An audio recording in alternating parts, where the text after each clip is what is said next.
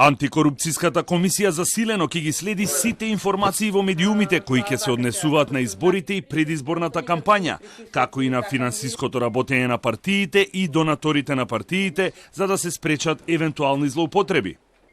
Комисијата повторно ќе активира веб апликацијата за пријавување на нерегуларности во изборниот процес и кампањата, а од она што досега е скенирано, може да се забележи дека има голем број на огласи за вработување во државната администрација, што остава простор за сомнеж. Ќе биде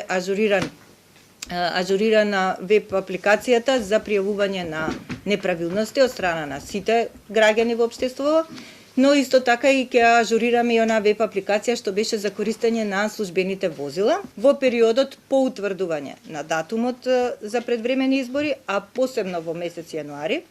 Сме сведоци на се помасовни објавување на огласи за вработување, што не е ограничено со законот, ниту со изборниот, ниту со нашиот закон, меѓутоа остава простор за сомневање дека се врши влијание врз гласачкото тело. На денешната пресконференција антикорупционерите зборува и за извештајот на Transparency International и падот на Македонија за 13 места на листата за борба против корупција, каде сега е на 106-то место. Оттаму велат дека влијанието на политичарите врз бизнисот е големо, а некои бизнисмени кои се јавуваат како финансиери, потоа се добитници на тендери. Најслаби оцени сме добиле од Economist Intelligence Unit, и тоа 19,79 поени, и ова се однесува на влијание на политиката врз бизнисот. Бидејќи главните финансиери